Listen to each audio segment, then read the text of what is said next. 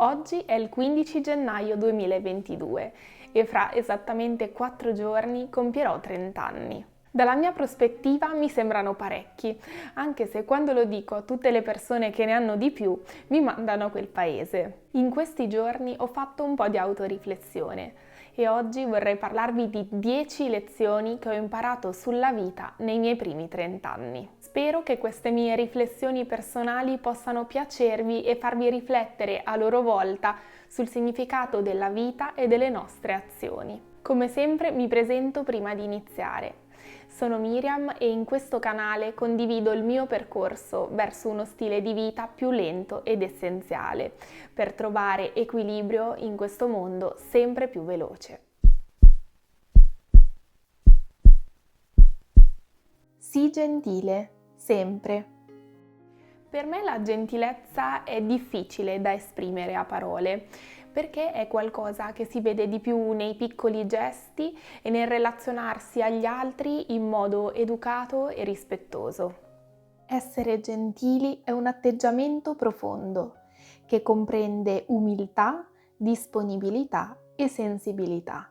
Nella mia vita ho imparato che gentilezza porta gentilezza e che per rispondere all'aggressività non c'è modo migliore che usare rispetto ed educazione. Il tempo è il bene più prezioso che possediamo. Soprattutto da quando ho iniziato a lavorare, ho cominciato ad accorgermi dell'importanza del tempo. Il tempo e le giornate scorrono veloce e io cerco di fare il possibile per rallentare e godermi le cose che ritengo importanti. Voglio cercare il più possibile di valorizzare il mio tempo e di renderlo di qualità, perché il tempo è prezioso e purtroppo non torna indietro. Accetta le persone per come sono e non giudicare. Alcune situazioni che ho vissuto mi hanno fatto capire che ognuno di noi è unico e che ognuno di noi ha alle spalle una propria storia che merita di essere rispettata. Quindi, anche se ci viene naturale guardare le cose dalla nostra prospettiva e pensare di avere sempre ragione, metterci nei panni dell'altro può aprirci la mente e avvicinarci a un altro modo di vedere le cose. La vera ricchezza è la libertà. Credo che la ricchezza possa essere misurata al posto che con il denaro, con la libertà di scelta. Secondo la mia opinione, una persona è davvero ricca se può scegliere liberamente come usare il proprio tempo, senza avere troppi obblighi dall'esterno. La felicità è il percorso, non la destinazione. Come alcuni di voi già sanno, questo è un punto su cui ho lavorato molto durante quest'ultimo anno. In passato ho avuto una naturale tendenza a focalizzarmi sul futuro e su ciò che dovevo ottenere per poter essere felice. Quest'anno ho imparato invece che essere qui, vivere nel presente, è la cosa più importante che ci sia ed è quindi su questo che mi voglio concentrare. La vita non migliora per caso, ma per scelta. Capita spesso di avere un problema oppure di non essere soddisfatti di qualcosa nella propria vita. A quel punto possiamo decidere di reagire con determinazione e quindi riflettere e cercare di trovare un'idea o una soluzione, oppure possiamo decidere di continuare a lamentarci, sperando che in futuro qualcosa cambierà. Ho capito che le situazioni dipendono da noi e dalle nostre azioni, quindi se qualcosa non ci sta bene abbiamo il potere di cambiare le cose. Anche perché a volte non ci pensiamo, ma la continua lamentela non solo non fa bene a noi, ma è negativa anche per chi ci sta vicino. La vita è una, vivila fino in fondo.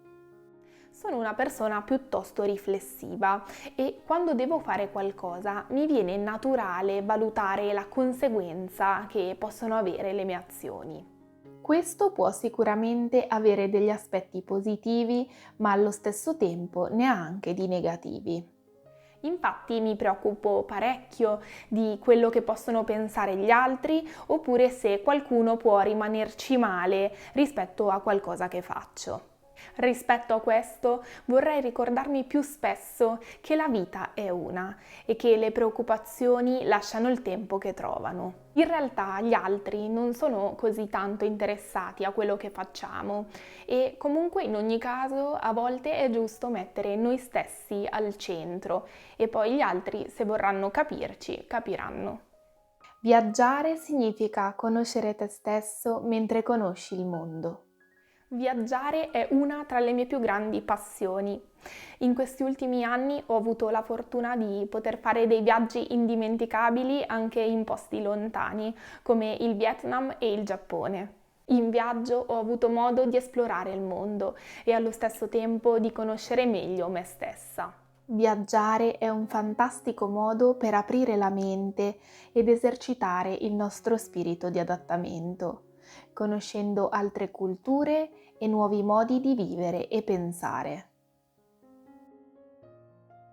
La paura, se affrontata, si trasforma in coraggio.